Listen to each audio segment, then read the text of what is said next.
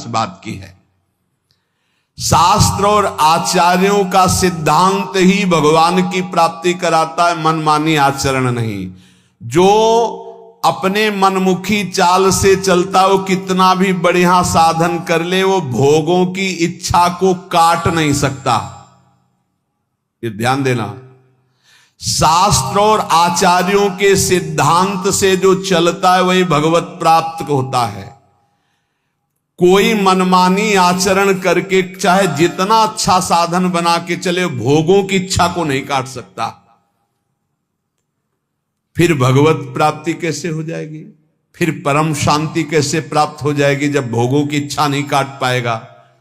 इसलिए शास्त्र और आचार्य गुरुदेव की आज्ञा पर चलने वाला ही प्रेम को प्राप्त होता है। भगवान में कोई इच्छा स्वयं नहीं है, प्रेमी की इच्छा ही जाकर के भगवान में इच्छा प्रकट करती, खेलने की, भोग आरोगने की। जैसी भक्त इच्छा करता है, भावे मोहि जोई सोई सोई करें प्यारे।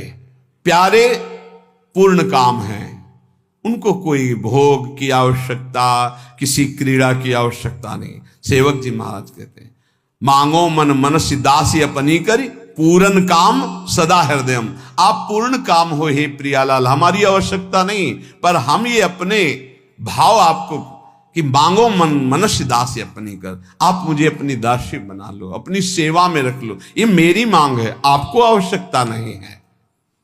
भगवान में भूख नहीं है, भगवान में इच्छा नहीं है, चाह नहीं है। भक्त की इच्छा, भक्त का भाव, भक्त की इच्छा भगवान में भूख पैदा करता है। ये ऐसी प्रेम की बात।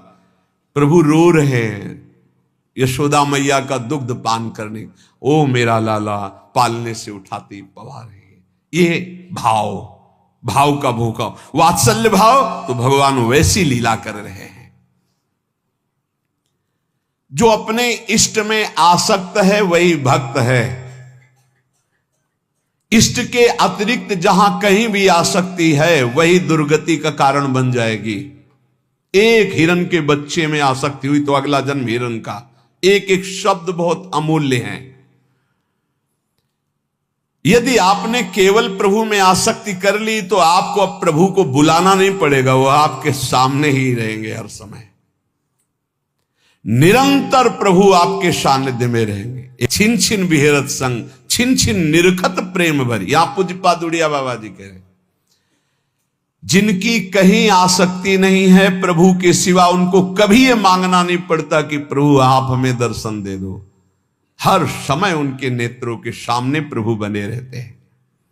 जब तक अपने पास बुद्धि रहती है तब तक ऐसी स्थिति नहीं आती। जब अपनी बुद्धि प्रभु में समर्पित हो जाती है, जब तक अहंकार रहता है तब तक ऐसा नहीं होता। जब अपना अहंकार प्रभु में समर्पित हो जाता है तब ये भगवद अर्पण केवल मुंह की बात नहीं है, बहुत ऊंची स्थिति। अहंकार समर्पित हुआ तो अब देह में रोग हो गया तो शिकायत क्यों? अब तो देह आपने अर्पित कर दी प्रभु को। अपमान हो रहा तो आप दुखी क्यों? निंदा हो रही तो दुखी क्यों? क्योंकि आपने तो अपना जीवन प्रभु को अर्पित कर दिया है। इसलिए वो महान उपासक जो अहंकार और आसक्ति प्रभु के चरणों में समर्पित कर दिए हैं, सौंदर्य, अद्भुत सौंदर्य प्रभु का, अद्भुत आनंद प्रभु का, अद्भुत सुख प्रभु का उनके हृदय में प्रकट होता है।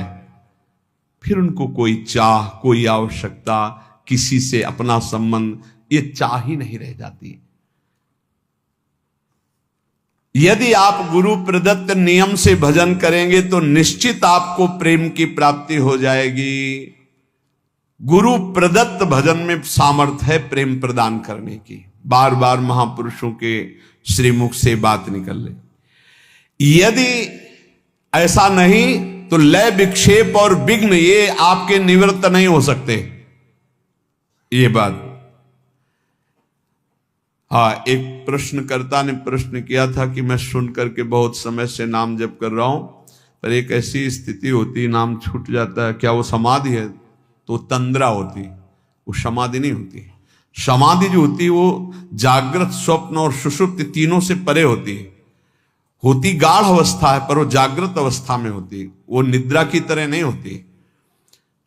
यदि गुरु प्रदत्त नियम नहीं है, ये बहुत कीमती शब्द है अगर साधक पकड़े, गुरु प्रदत्त नियम नहीं है, मनमानी आचरण है भजन का ही, तो वो लय विक्षेप और विघ्नों से युक्त रहेगा। लय नींद में डूब जाना, विक्षेप विषयों का बार बार आक्रमण होना, और विघ्न विषयों में फिसल जाना। और गुरु प्रदत्त नियम में चलने वाला लय विक्षेप और इन विघ्नों को परास्त कर देता है। जब प्रेम का प्रादुर्भाव होता है तो ये भाव प्रकट होने लगते हैं। कभी शरीर में कंप आने लगता है, जैसे सर्दी में शरीर कांपता है तो गर्मी में शरीर कांपने लगेगा। प्रगटित प्रेम प्रकाशम सकल जंतु शिशिरी कृत चित्तम, एकदम कंपायमान हो, कोशिश भी करे शरीर को रोकने तो कंपायमान होना, वो रोकने की कोशिश करे फिर भी बिना किसी बाहरी दुख या आंतरिक चिंतन के वो अशुभ प्रवाह हो रहा है। जैसे कोई रो रहा होता है तो एक ही उद्देश्य होता है उसका कि यार कोई दुख है ऐसा, लेकिन प्रेमी जनों का और दुख सुख से संबंध नहीं होता, वो आनंद में प्रभु के संबंध से अशुभ प्रवाह होता है। दुख में तो कभी आंसू आ ही नहीं सकते, पीड़ा में कभी आंसू नहीं आ सकते, संसारी के भगवत चिंतन में कभी आंसू नहीं आ सकते, और भगवत भक्त के कभी पीड़ा में आंसू नहीं आ सकते। ये पहचान है, उसके आंसू गिरेंगे तो भगवत भाव में ही गिरेंगे, पीड़ा में नहीं गिरेंगे। कंप होना, अशुभ प्रवाह होना और पुलकायमान होना, रोम रोम एकदम जैसे कटहल का फल होता है उसमें काटे ना, हाँ, पुलक शरीर पनस फल जैसा, कैसा पुलकायमान शरीर हो जाता है, पनस फल जैसे कटहल के फल के काटे, स्तंभ, एकदम शरीर जो जहां है वहीं रुक गया, उसकी सामर्थ्य नहीं कि वो हाथ उठा सके, पर एकदम जड़ता भाव, इसे कहते हैं जड़ता भाव को प्राप्त हो। बैठा है तो शून्य एकदम मूर्ति जैसा बैठा है, खड़ा है तो मूर्ति जैसा खड़ा है। बड़े महापुरुषों में बात देखी गई, ये दर्शन हुए हैं ऐसे भावों का। और श्वेत भाव बड़ा पसीना पसीना एकदम हो गया, चाहे सर्दी ही क्यों ना, पसीना पसीना हो गया। स्वरभंग, बोलना कुछ चाहता, जीभ लड़खड़ा रही, गले अवरुद्ध हो गए हैं, ये